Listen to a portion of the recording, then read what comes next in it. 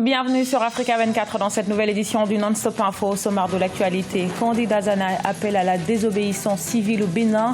L'ancien ministre de la Défense, Patrice Talon, conteste lui aussi les résultats des élections législatives du 28 avril. Vous l'entendrez. Réapparition de Nyemwanda Nsemi, le chef de la secte Bundu Dia Congo en République démocratique du Congo, après son évasion spectaculaire de la prison de Makala, Kinshasa. Il y a 2 ans, le chef de la secte Bundu Dia Congo n'était pas réapparu dans le pays. Et puis le Mozambique va investir 200 millions de dollars pour réhabiliter la ligne ferroviaire de Machipanda. La ligne reliant le port mozambicain de Beira au Zimbabwe voisin a été saccagée par le cyclone Idai. Mais tout d'abord, il conteste à son tour les résultats des élections législatives proclamées par la Sénat et la Cour constitutionnelle au Bénin. Kandi Dazana était face à la presse ce mardi 7 mai devant les journalistes.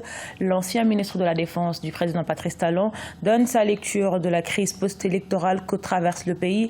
Le président du parti Restaurer l'Espoir a notamment appelé à une désobéissance civile pacifique. On l'écoute.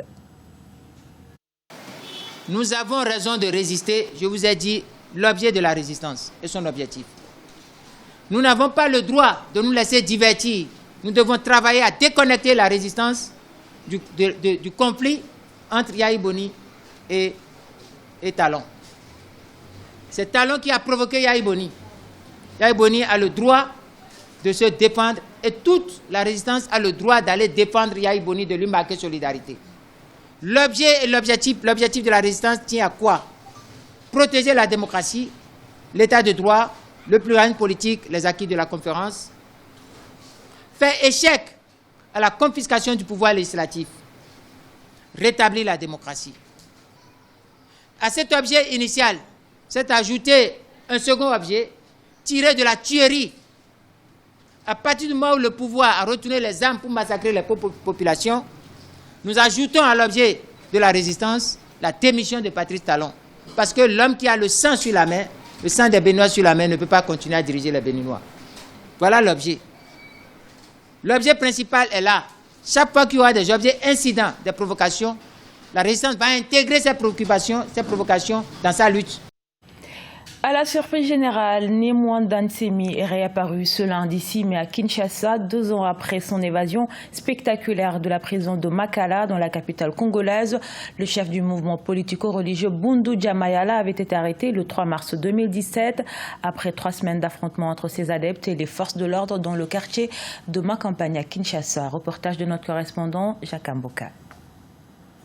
Il était donné pour mort lors de l'évasion de la prison centrale de Kinshasa, appelée communément Makala. Le chef de la secte politico-mystique Bundu Dia Congo s'est montré de nouveau ce lundi 6 mai à Kinshasa. C'est au cours d'un point de presse tenu par Olenga Nkoyi, président du Conseil national de suivi de l'accord, que l'homme a été présenté à la presse. Voilà aujourd'hui, Nyemwanda Nsemi est là, il n'a pas été tué ni par les régimes passés, ni par le régime actuel. Donc, il est là. Dans une brève intervention devant la presse, le chef spirituel de Bundu Dia Mayala a déclaré venir consolider la paix. Aucune allusion faite sur les lieux et les conditions dans lesquelles il a vécu après son évasion spectaculaire de la prison la plus sécurisée du pays. Un pays dont les citoyens sont constamment inquiets ne se développera pas. C'est pourquoi je suis venu pour consolider la paix dans ce pays.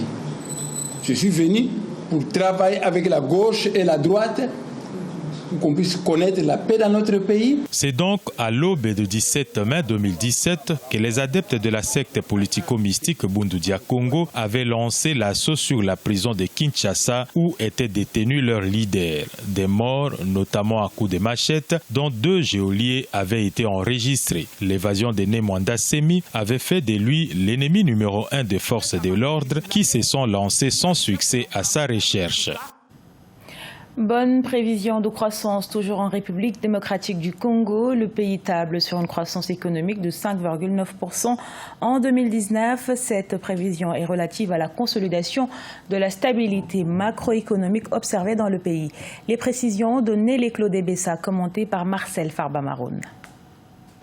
Les économistes congolais soutiennent que l'économie de la République démocratique du Congo connaît une progression positive depuis décembre 2018. Dans leur analyse, les experts de la Banque centrale congolaise notent qu'au 31 décembre 2018, l'économie du pays se situait à 5,8% contre 3,7% en 2017, soit une évolution de 2,9 points de pourcentage. Une performance résultant de l'activité économique boostée par le dynamisme du secteur primaire sous l'impulsion des industries extractives. On attribue aujourd'hui l'embellie de l'économie congolaise à 4 facteurs. Il y a d'abord le facteur politique qui est très important parce que les élections qui marquent l'ouverture d'une nouvelle ère au Congo. Vous avez également tous les progrès qui ont été enregistrés dans la sécurisation de la partie centre et de la partie est du pays et la maîtrise de l'épidémie attribuée au virus Ebola. Le début de diversification, notamment dans le secteur productif. La croissance et la consolidation de la stabilité macroéconomique observée depuis décembre 2018 ont imposé aux nouvelles autorités d'engager davantage des réformes, notamment en vue d'une plus grande mobilisation des recettes pour financer les infrastructures et autres investissements d'accompagnement. Le pays table déjà sur une croissance économique de 5,9% pour le compte de l'année en cours. L'enjeu principal, c'est celui de la diversification de l'économie. Il faut commencer une première transformation au niveau du secteur primaire. Ensuite, l'amélioration du climat des affaires. Il y a également des efforts à faire au niveau de la facilitation à faire des affaires, au niveau de la création d'entreprises, au niveau de tout ce qui concerne les blocages administratifs. Pour l'heure, l'environnement économique en République démocratique du Congo reste marqué par l'attente du renforcement de nouvelles institutions de la République, issues des élections présidentielles, législatives, nationales et provinciales. Dans le reste de l'actualité, après le passage du cyclone Idai, l'heure est à la reconstruction au Mozambique. Le pays entend mobiliser 200 millions de dollars pour réhabiliter la ligne ferroviaire à destination du Zimbabwe. Le chemin de fer de Machiponda avait été saccagé par le passage en mars dernier du cyclone Idai. Les précisions de Marcel Farbamaroun.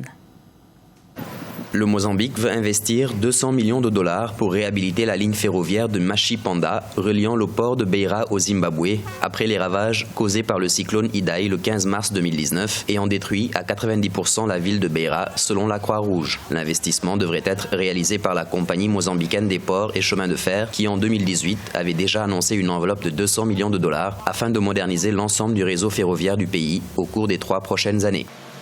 Si on sort 200 millions de dollars sur un contrat gré à gré, ce serait un désastre total. Mais j'imagine que les Mozambicains et les Zimbabwéens doivent absolument mettre en place des mesures classiques d'attribution de marché, et ce qui permet à l'économie d'être compétitive. Cette somme permettra d'améliorer la fourniture des services et surtout d'assurer le transport des marchandises vers d'autres pays. Notons que le port de Beira est d'une importance vitale tant pour l'intérieur du Mozambique que pour le Malawi, la Zambie et le Zimbabwe qui ne disposent pas de littoral. La priorité d'abord, c'est la compétitivité du port, parce que c'est un port de désenclavement, mais un port de désenclavement doit absolument être compétitif en matière d'organisation, en matière de réduction des délais de transit des marchandises, pour éviter que les pays qui peuvent l'utiliser aillent vers d'autres ports qui sont concurrentiels. Outre le chemin de fer, le port de Beira est relié au Zimbabwe par une route et un oléoduc. On y exporte du sucre, du tabac, du maïs, du coton, du minerai de cuivre et de plomb et du charbon. L'activité du port est la principale ressource économique de la ville de Beira. Des trésors archéologiques découverts au pied des pyramides de Gizeh en Égypte ont été découverts le 4 mai. C'est un cimetière de l'ancien empire égyptien datant d'il y a près de 4500 ans. Plusieurs tombes en bois coloré et des statues de calcaire ont été dévoilées dans ce site du sud-est du plateau de Gizeh, près du Caire, la capitale égyptienne. Découverte avec Gladys Mwamba. Nouvelle découverte archéologique en Égypte. La découverte d'un cimetière près des grandes pyramides de Gizeh a été dévoilée le 4 mai 2019. Un ensemble funéraire constitué de sépulcres en calcaire datant de la 5e dynastie, plus précisément issu de la période située entre 2494 et 2345 avant Jésus-Christ. Deux grands prêtres de l'Ancien Empire ont été identifiés, Benouika et Nui. Découvrir une tombe de l'Ancien Empire au sein de la 26e dynastie est très important. Cela nous parle des personnes qui ont maintenu le culte du roi. Les tombes des ouvriers sont complètement différentes. Les tombeaux des ouvriers sont très importants. Ils prouvent au monde entier qu'ils ont construit les pyramides, qu'ils étaient égyptiens et qu'ils n'étaient pas des esclaves. Rien qu'au cours du premier semestre 2019, l'Égypte a annoncé une série de découvertes antiques, notamment une tombe de 3500 ans et une momie dans un cercueil non ouvert, datant d'au moins 1069 avant Jésus-Christ, sur 2 sites de la ville de Luxor, dans le sud du pays. Toute découverte archéologique, même la plus petite, ajoute beaucoup à nos connaissances en égyptologie. Nous avons découvert un petit cimetière situé au sud-est des pyramides de Gizeh, une tombe bien conservée datant de la seconde moitié de la 5e dynastie et des cercueils colorés. Les fouilles ne font que commencer et je pense que nous avons plusieurs saisons pour travailler dans cette région. Les autorités égyptiennes espèrent que ces découvertes contribueront à dynamiser l'industrie touristique qui a représenté près de 12% du produit intérieur brut en 2018 et qui génère environ 2,48 millions d'emplois. Ces dernières trouvailles feront très certainement partie des œuvres à découvrir dans le grand musée égyptien dont l'ouverture est prévue en 2021. Ce journal a été réalisé par l'ensemble de la rédaction. Merci pour votre fidélité. Retrouvez dans un instant une nouvelle édition de l'actualité sur Africa 24.